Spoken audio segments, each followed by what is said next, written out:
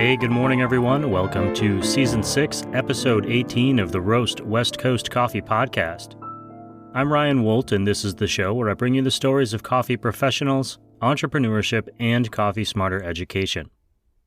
It feels really good to be back in the closet interviewing people.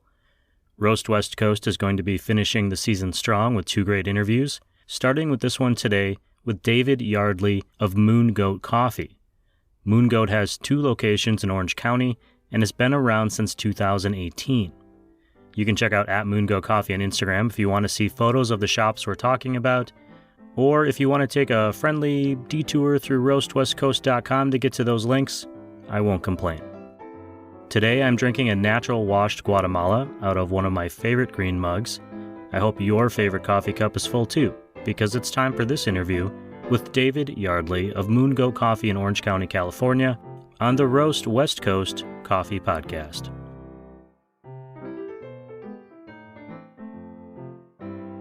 That said, David, welcome to the Roast West Coast Coffee Podcast. If you could do me a favor, let everyone know who you are and who you work for and what your role is there. Absolutely. My name is David Yardley, and I work for MoonGoat Coffee. And I always joke that I do the job that nobody else wants to do. So, handyman, occasionally I roast a batch of coffee, but in all seriousness, my biggest and most important job is I kind of head up the coffee program. So I do all the green buying and I help set the training and make sure that we're brewing better coffee than we were yesterday and not as good as it will be tomorrow. What kind of coffee did you drink this morning? I had a cappuccino to start the morning. I was at one of our shops, so I love to drink a cappuccino, whether it's my shops or somebody else's, to help kind of understand what's going on. It tells you how the milk is being textured. It tells you how the espresso's pulling. So that's what I had this morning. And then I've definitely had at least a couple of cups of batch brew of whatever's been laying around since then. Less scientific on those. It's more just for the desired effect. Always good. We're talking late morning rather, and I was thinking to myself, do I have time to brew another coffee or not? Should I run down the street? What should I do? Right. And I decided to do it myself today, so I'm very excited about that. I want to, I'm proud of before you. we get into MoonGoat, thank you. Before we get into MoonGoat and everything that comes with it, I want to ask about you and just kind of learn a little bit about your coffee backstory, your life backstory. Was there some sort of experience with coffee that made you think, this is something I'm interested in? I think the first experience is not unique. I had an Ethiopia natural in about 2007, 2008 that made me change my mind about coffee for the first time. It was a Stumptown Mordikoff organic. I remember all those details. I have a picture of the bag still, lurking around because I already knew how to do pour overs and those sorts of things, but I just never had coffee that tasted that good. So that changed my mind. But that was like, I knew I liked coffee at that point. It was in 2013 where I had another epiphany. I went to UC Davis. They were doing their inaugural coffee science seminar to see if they were going to make a degree on it. And I signed up for it. I told my boss I'm taking a week off, impromptu, but I'm going for this. And she gratefully approved it. And I went for a week to UC Davis and then took every class that I could on coffee science after that. And that was really when I knew it was going to go from like a hobby, a passion to a career. That's when I knew I was going to do nothing else. Were you working in coffee at the time where that was applicable, or was it something outside of your worldview? Kind of. I was a supply chain manager for Starbucks. So I was in coffee, but I wouldn't call it specialty coffee. Even though I was on the Siren retail side, the specialty side of Starbucks, Starbucks is more of a cult.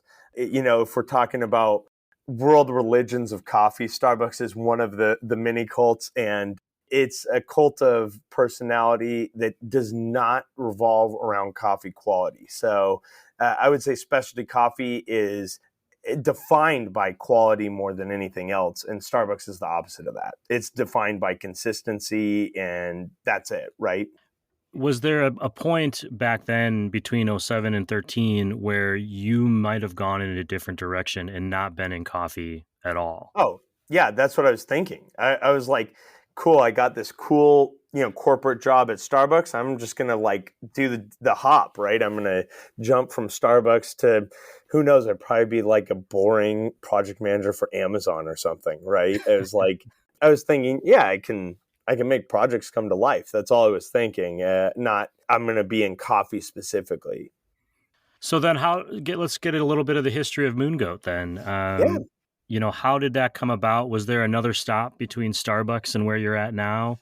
What was totally. that path to kind of this launch? And if I'm not mistaken, there were two original owners, Mark and also Yeah. David. And Yep. then Yep. how did you come into that They're mix? still there. They're still there. Don't worry. They haven't gone anywhere. But I'll try to give you the shortest condensed thing. So my first job when I was in high school was at a local roaster called Diedrich Coffee. And it's the same brother of the guy who makes the roasters in Sandpoint, Idaho. Yeah, Martin. Martin and his Martin. Mhm. he now has Keen Coffee, I believe, Southern California. Exactly. Yep. He has King Coffee. Never worked for King Coffee, but worked for Diedrich Coffee. And I didn't know anything. It was just a local cafe. It was a place my sisters like to hang out. So I was like, I'll get a job there, right? So my sisters are older than me, my two older sisters. So they were the ones that are responsible for getting me kind of wanting to work in a cafe. I left there, had a couple jobs in IT. Great Recession happened in 2008, got laid off, decided to get a job at Starbucks because my old Diedrich's manager was at Starbucks. Worked my way up from being a barista to store manager and multi-store manager and then supply chain. And I thought, yep, going to parlay this for the rest of my career. Worked there for 9 years. Left, I want to say around 2015, 2016, and I did a consulting project with Curtis, the brewing company, largely on a brewer that never came to life. I'm trying to remember. Essence Brewers was what the name of it was. We called it the Unicorn when it was R&D stages. We showcased it at one SCA, and it never made it to real market, but it was really cool. Did cold brew. So that was a fun project. And I had a little bit of an engineering background because my family has an engineering firm. So I knew a little bit of what I was doing in that realm, but just through happenstance. And then from there, I just did consulting and helped the family engineering firm until MoonGoat opened in 2018. So a little bit of foggy years. Yeah, how did you connect with MoonGoat then? Yeah, so it's actually my business partners. I never wanted to open a coffee shop. I was like the last person. You wouldn't have caught me saying, anytime up until now that, oh gosh, I want to open up a coffee shop. I wanted to work in coffee. I wanted to have a career in coffee, but my business partners had a passion for making a cafe that had a big space and was open late and had good music scene attached to it. And currently, MoonGoat does, and especially our Costa Mesa shop, our flagship shop, is got over 100 seats, and we have events at least 2 or 3 times a week. And that's what my business partner Mark focuses on. And then I just make sure the coffee underlying that is actually high quality. So coffee and a little bit with the food as well. And then our other business partner, Dave, was awesome. When nobody's going to give you a loan when you're a startup as a coffee company, and he really helped us on the finance side. Very cool. It's all in part, where those connections meet and how you can find your way into a situation. You Totally. mentioned something just now about the size of the space, and you have two Yeah. locations, I believe, Yep. the one you mentioned and then Garden Grove. Hmm. But having that big space, was that an advantage or disadvantage over the last couple of years, especially the first, say, 2 years of the pandemic? I would think it'd be Yeah. helpful, but I also know the environment north of Camp Pendleton, say in Southern California, was different than it was south of Camp Pendleton. Sure, probably. It's so funny because even between Garden Grove and Costa Mesa, they're not that far apart. As the crow flies, they're like 7 miles.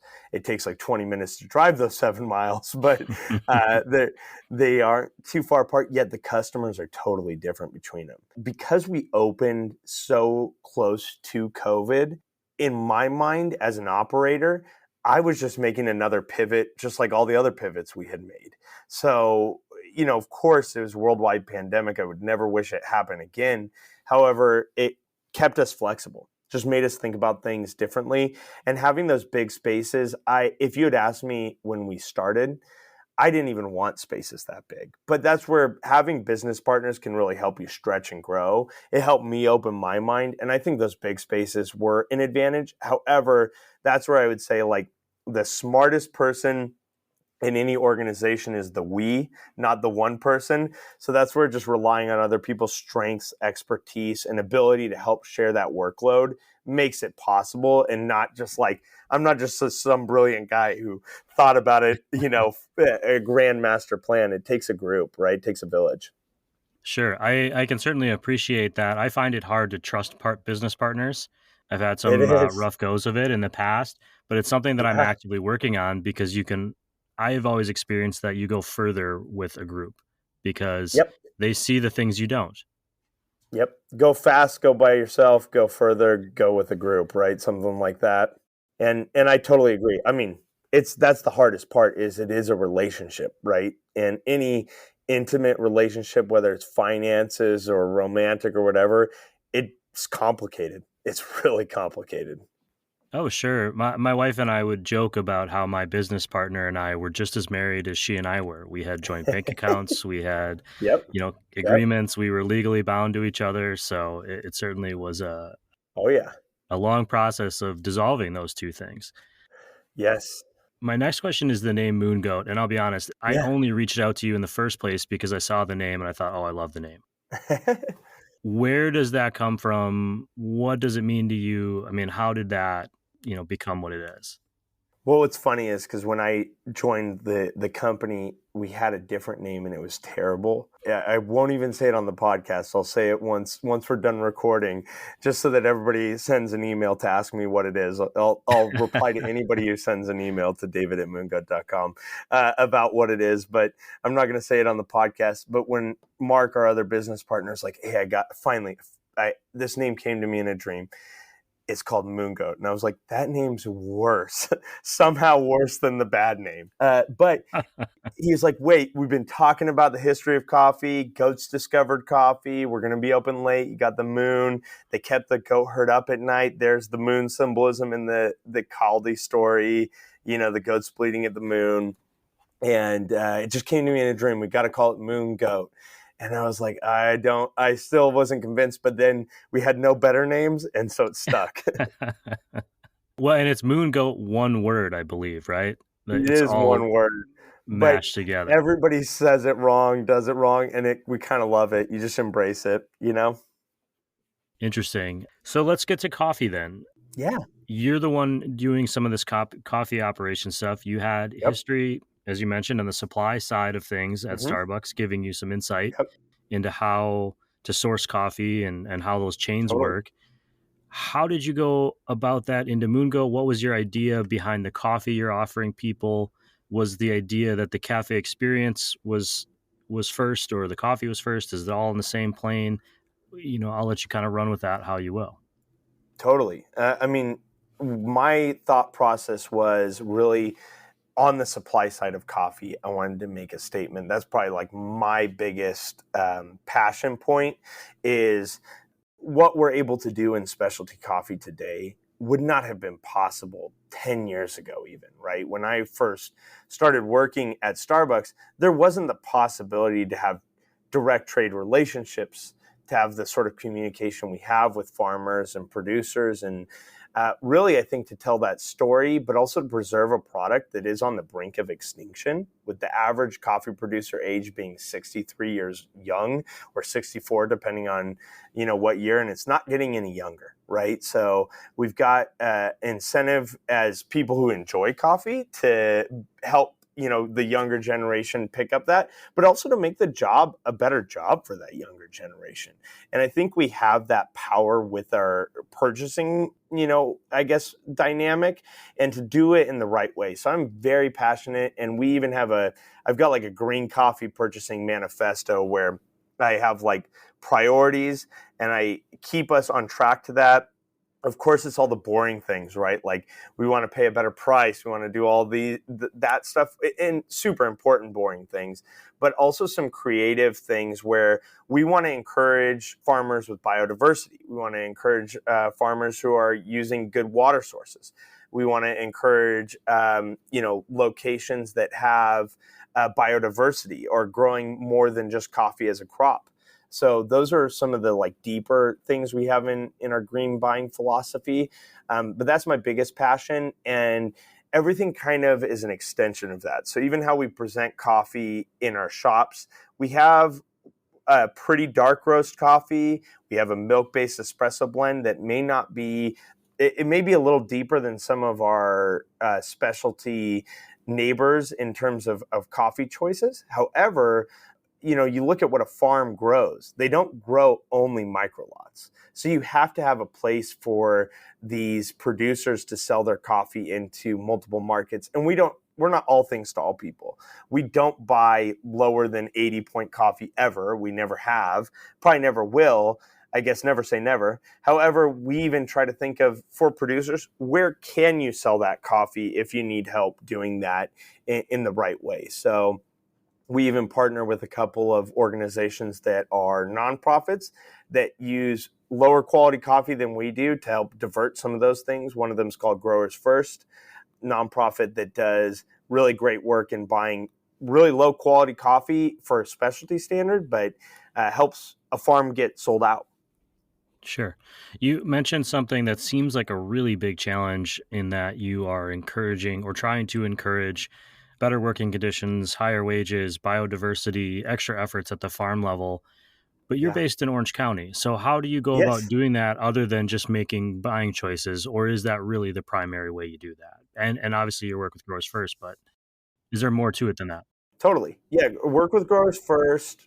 Donate to World Coffee Research. We do a pretty decent amount for every pound we buy. I think we're at a quarter per pound, which is, I think, higher than their average match, but by a good margin.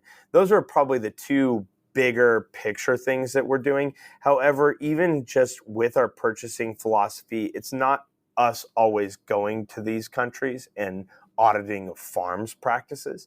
It's sometimes helping producers come to the US to see how their product is finished.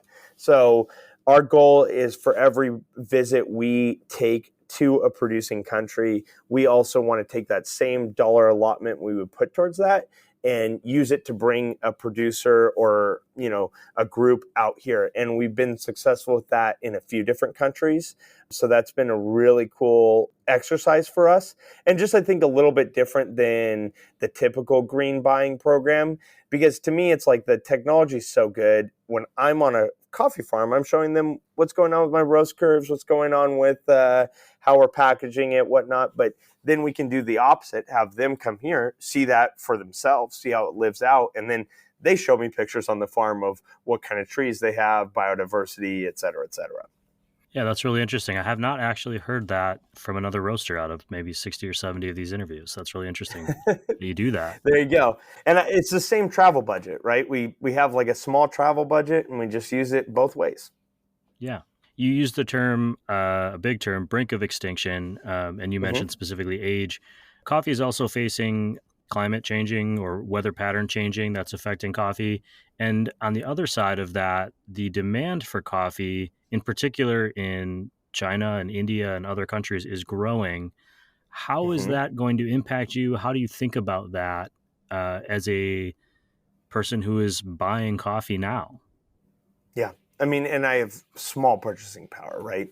2 containers a year right now, but we will hopefully continue to grow. That came out of buying, trying to buy split bags from people at first, right, or buying scraps.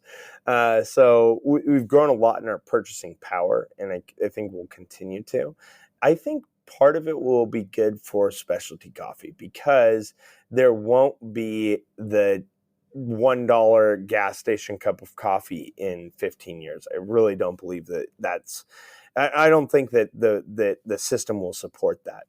So in some ways, some of those macro lens shifts will be good for the industry, that the people that you're talking to, the coffee you're probably drinking, the coffee that I'm buying, and the coffee that I'm selling will definitely get more expensive, more elusive, and that'll be good at first.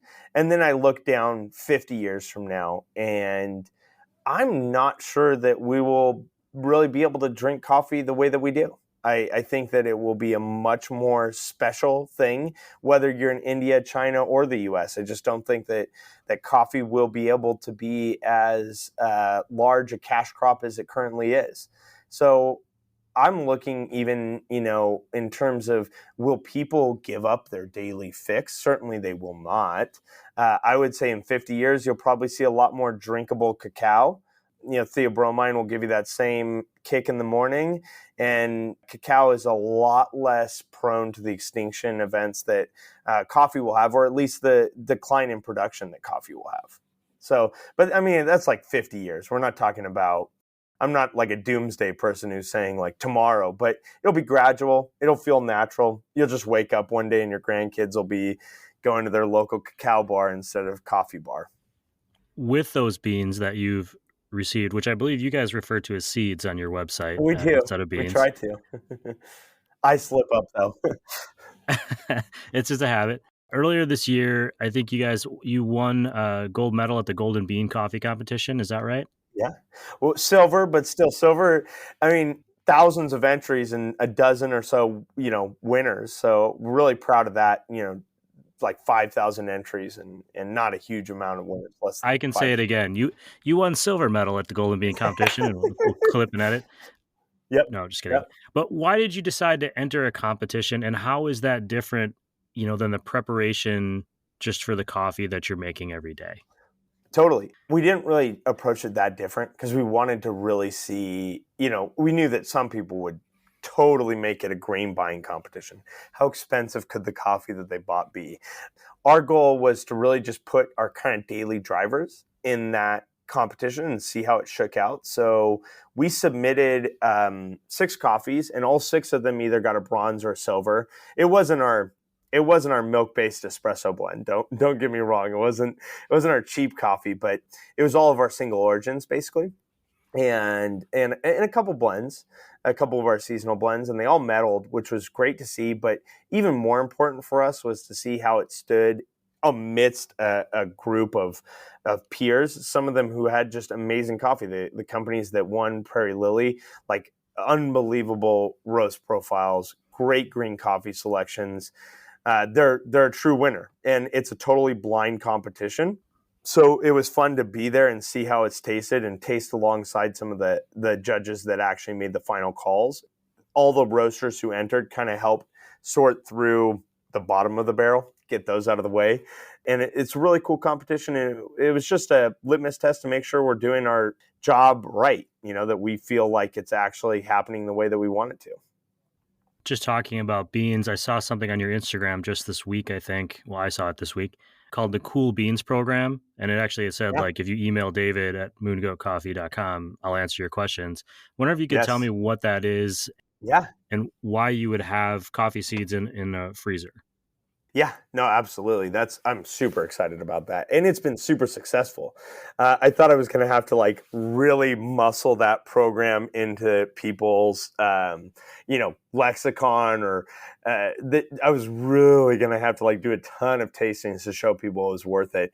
And it's been selling on its own, which has been amazing. We kind of modeled it after, what does a restaurant do to sell their by the glass wines. So we have a menu that's separate. There's 10 or so coffees on it. They're only available via pour over. You can't get them we can't even get them as an ice pour over. We've dialed in one profile that works for them, and we use automated pour over machines, the Curtis Seraphim or Gold Cups. And they're great, especially with they've got kind of like a clever dripper kind of design. It holds in the bloom, and then after there's more than an ounce of water sitting, it starts to dispense and you have fresh water flowing over.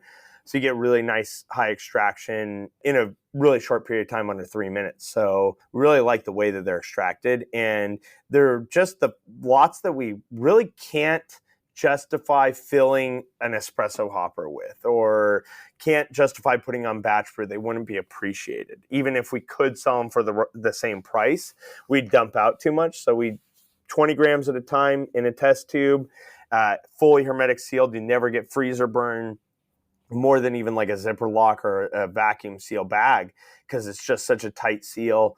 And we love it because it allows you to have those 10 different coffees without them going stale. We freeze them at the peak roast period. So whether it's 5 to 15 days off roast, we kind of taste it along the journey, freeze it at that flash point, and then offer it as pour overs. And we love it because you'll have a rare fermentation, a rare origin, what have you. We have an Ethiopia Wush Wush right now.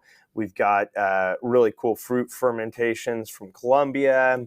We have Lorena, which is a naturally caffeine-free variety that grows in just a few places. So just fun coffees. So it's similar to like if you were to go to a fancy wine bar and they had their specialty wine by the glass only sort of option, Yep. is how I'm understanding that, which based on what we were just talking about is kind of how I see some of the future of coffee as well. Is Me too. maybe I'm not drinking as much coffee every day but the coffee I am drinking is a true luxury, which I don't know that everyone looks at coffee as a luxury item, but it really is. Nobody does, man. Everybody thinks I bookmarked a silly TikTok video recently because I saw this guy and he's like, I judge the Italian restaurant that I go to by if I order an espresso at the end of dinner instead of dessert. If they don't give it to me for free, I'm never going back. And he's joking, some Jersey Shore guy. But it's like, that's what people's expectation is, that coffee is free, right? Or coffee is $1, not that it's this special thing, this magical fruit, that grows nowhere where we enjoy it. And it's crazy, right? I only judge restaurants by the quality of their toilet paper because I believe that if they have good toilet paper in the bathrooms, they care about their employees. There That's you my go. policy. Perfect. I like that judgment. Yeah, it's important because you can save money on toilet paper. It's one of those things as a restaurant manager that I've experienced. Like that single ply is a lot cheaper than the good stuff. Way.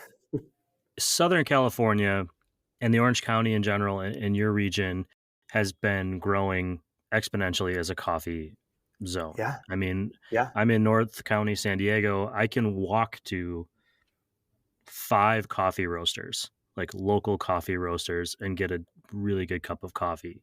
Totally. How have you seen that in your area in particular? And do you see that growth continuing? And you had mentioned you guys are hoping to grow as well. What does that mean for you? I mean, for me, what I see that's exciting is not that our customers were stealing from another specialty coffee shop. I think we're stealing our customers from 7-Eleven, from a gas station, from their K-Cup at home. And I think most specialty shops are. I think that's the bigger market. When you look at 80% of adults in our area are drinking coffee at least once a week, you've got a huge marketplace. You way more than any of our shops could handle. So I think it's just exciting to see. I welcome anybody who wants to jump into the specialty coffee market.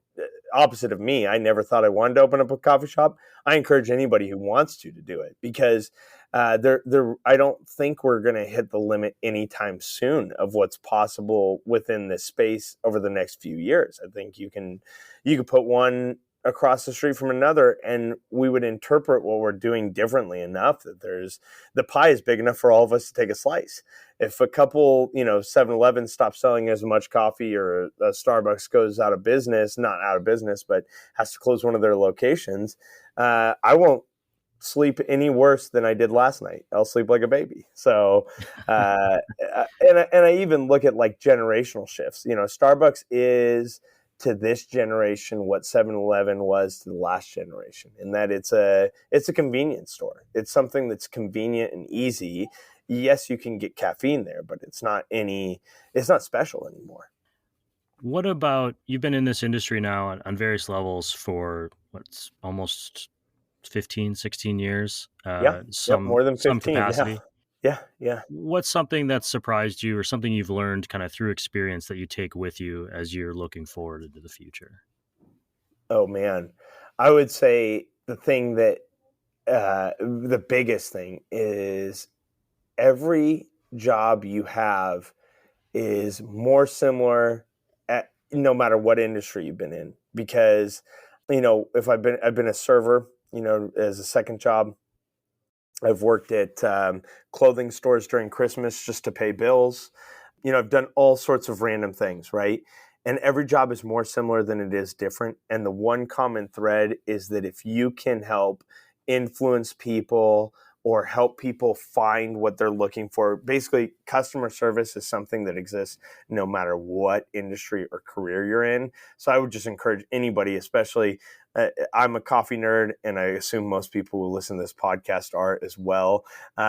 You can't brush up on your people skills enough in order to set your future self up for success. So that would be like the one thing that I've learned is that, yes, of course, like watching all the James Hoffman videos, you can help. But at the end of the day, if you can convince somebody with the shortest sentence possible as to why they should be drinking better coffee or different coffee, that will serve you better than knowing, how to calculate extraction yield without a calculator, right? Sure.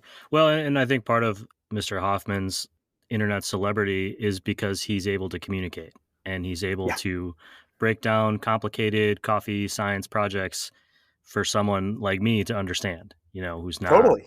a No, coffee no, expert. I'm say that, and that should be required reading or watching for everybody who is in the Yeah, I didn't coffee take it industry. that way, but I think that idea that communication between you and a customer, or you and a potential, buyer of your product, Yep. is part of it. And you see that struggle on people who are so focused on one side of the business or instead of the other.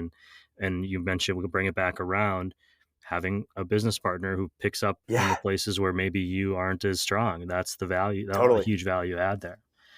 What Yep. didn't we cover today about MoonGoat coffee that we should know about or that you want to draw attention to? We're talking on Halloween, and Yeah, this show is going to be out in a few days, so it's very timely. nice. Love What's it. what did we miss? I mean, I love the things that you brought up. I always take every opportunity to brag about the special coffees we have and the special coffees that we have coming up. But I guess the thing to stay tuned for in a few days, I'm trying to think what we've got that's coming out. We're doing an in-house cryo desiccated coffee or freeze dried. So I'm really excited about that. We What do, partnered with what does that mean? Like when does the freeze drying happen? part of it is we did in collaboration with the Chapman University's food science department. So really excited to have partnered with them and hired a couple of their master's level students to help us kind of pioneer this program. So I'm really excited about that. It's nothing you would have even known about, but can tell you about and tease just because it's something to me, our mission statement, kind of for us to know and to help us guide our decisions with customers is to make coffee better, easier daily. And when we looked at where are we not doing that for our customers, it is in that like very entry level customer. How do we get that person off a K-Cup? And so having basically an instant option is the best way to do that because we tasted these companies that are doing actually really great work of making better K-Cups, but it's still not good enough, for me to put my name on it versus freeze dried. What we do is we extract a concentrate. We extract it cold, so it never has hot water touching it, but under vacuum pressure. So then that has a really great extraction yield. We're talking about always 23% extraction yield plus. Freeze drying that concentrate, and when you freeze dry that concentrate, you still have some volatiles. You still have some organics that have never been hit with heat. So when you hit it with water for the first time, it smells like a cup of coffee. So we're really excited about that. Some of the tricks that we do, that I should probably keep as trade secrets, but whoever's listening to this has earned it, is, we brew under vacuum. That vacuum's drawn with nitrogen, so it never sees oxygen. And then we vac seal the liquid, freeze it into form, and then freeze dry it or cryodesiccate it. So it's a really cool process we kind of did in tandem with Chapman University, and really excited because that will launch. Gosh, I'm looking at the date 2 weeks from now. So a week and a half after this podcast launches. So stay tuned. It'll come. Yeah, very cool. And when my mom comes out with that same product, a year from now, where she found out about it. I'm glad to give her the secrets. I started off the show by asking you what you had this morning, and I'm gonna end the show the same way by asking, when you're not at work, when you go out into the world and you stop into some random coffee roaster on the side of the road, what do you order for yourself? I mean, if it's before noon, I do like a tight milk beverage, a cappuccino of sorts. And you know what? I'm the kind of person who usually orders 2 or 3 drinks, even just for myself. So, kind of see what they are proud of just by advertising, or what they chose to write a copy line about or are trying to promote. So I'll usually order another coffee thing like that, whether it's a pour over, a batch brew, or cold brew, whatever it is that, you go to Mostra and you can tell they like their cold brew. You can go to, other places, you can tell they like their single origin. So I like to just have a variety, and I love to support local coffee shops. I still like going to them on a weekly basis, because when I go into my shop, I get hit with problems. And when I go into somebody else's shop, I get hit with solutions. So I love supporting other places. David, I really appreciate you coming on the show and just kind of sharing with everyone about MoonGoat. And thanks for being part of Craft Coffee.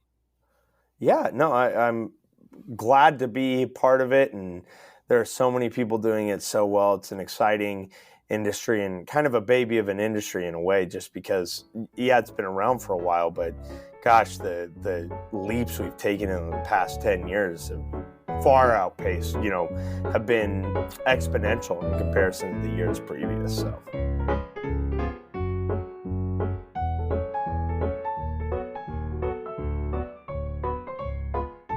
Okay, to recap.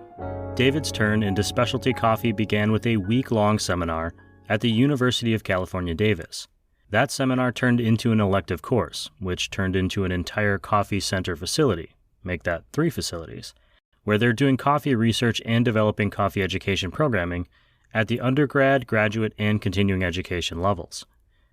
MoonGoat's success depends on the skills of not just David, but his partners, and their team, who all bring different skills and specialties to the table. I thought their effort to bring producers here to their shop in America instead of just taking origin trips was a great step forward in creating mutually beneficial coffee relationships. And their recent success at competition was born out of the desire to see where their coffee offerings stand against some of their peers. The medals at the Golden Bean competition would imply that they stand up fairly well. David mentioned split bags, which I wanted to define. It's just what it sounds like. It's where multiple roasters, often very small or micro roasters, purchase a sack of green coffee together and split the beans. More than just in the operations department, MoonGoat is also pushing forward on coffee innovations. They have their cool beans offerings on the high end, and their soon-to-be-released instant offering being a driver to bring new craft coffee drinkers into the fold. There's plenty of room here. Finally, if you want to ask David a question about coffee or about those programs, you can email him at roast@moongoatcoffee.com. Okay, despite what might be implied, sometimes on this show, the cult of coffee isn't exclusive to aficionados or fanatics. The coffee community welcomes all. I'm going to share links and more about MoonGoat in the Roast West Coast Coffee newsletter on roastwestcoast.com. On to some closing business. Speaking of that newsletter, did you know that this podcast is a listener and reader-supported creative effort? It's true. If you've been enjoying listening or reading, please consider subscribing. The podcast is always free, but the support that comes in through those paid subscriptions really helps us grow. Also helping the pod grow are our coffee industry partners, including Café Laterre, Mostra Coffee Company, Steady State Coffee Roasting, Camp Coffee Company, Coffee Cycle Roasting, Ignite Coffee Company, Maria Coffee, Cape Horn Coffee Importers, and Ascend Coffee Roasters. They all have a bunch of really cool, crazy things going on, but a special congratulations to Mostra Coffee on celebrating their 8th anniversary with the hugely successful Mostra Land experience. I don't like telling people what to do, but you should mark your calendars for late October 2023 so you can get a jump on getting Mosterland 9 tickets. I have 2 last requests of you today. First, please go get your flu shot, your COVID booster, or even your first COVID shot. It isn't too late. Listeners of this show know that my amazing wife works in the school system with kids, mostly special needs children, and many of whom are considered at risk. Staying healthy and getting those shots helps prevent the spread of viruses, which in turn protects those kids and adults who don't have the benefit of strong immune systems, not to mention the rest of the human beings in your orbit. It's a very good thing. And second, treat yourself to a good cup of coffee, or a latte, or a macchiato, or espresso sometime soon. I'm sure you've earned it. This episode of the Roast West Coast Coffee Podcast has been written, produced, and recorded by me, Ryan Wolt. I hope this episode has found you happy, healthy, and with at least enough sanity to make it through the day. Always tip your baristas, and be sure to drink good coffee.